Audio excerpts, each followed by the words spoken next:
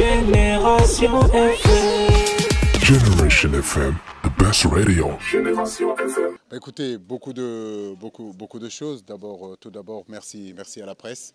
Merci d'être venu ici à Déclic pour finaliser une tournée qui a duré une semaine avec Sylvia, qui est la directrice d'UNICEF. Donc vous savez que de ma part, tout ce qui touche la cause des enfants, aujourd'hui je suis motivé, j'ai toujours été motivé pour défendre la cause des enfants.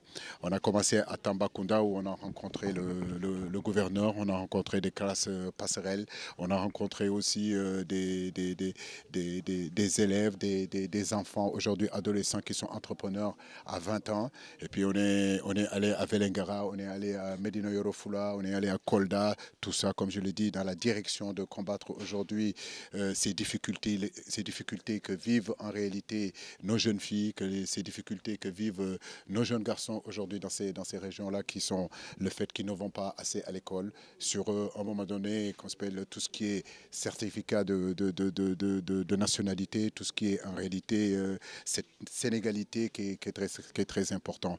Donc ce sont tous ces sujets-là qui m'intéressent, donc pour justement faire un plaidoyer au niveau supérieur, en tout cas à tous ces gens-là qui sont à côté de moi pour venir en aide à ces enfants-là et pouvoir continuer vraiment à combattre l'exclusion, le mariage précoce, etc. etc.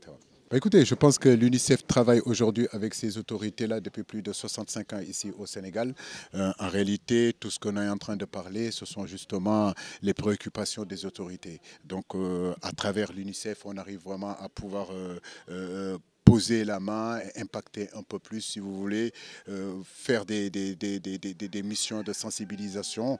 Et à ce domaine-là, je pense que dans ce domaine-là, effectivement, avec le peu de notoriété que j'ai aujourd'hui dans le pays et sur le continent africain, ça me permettra, si vous voulez, de porter ces combats-là, non seulement sur le plan national, mais sur le plan africain.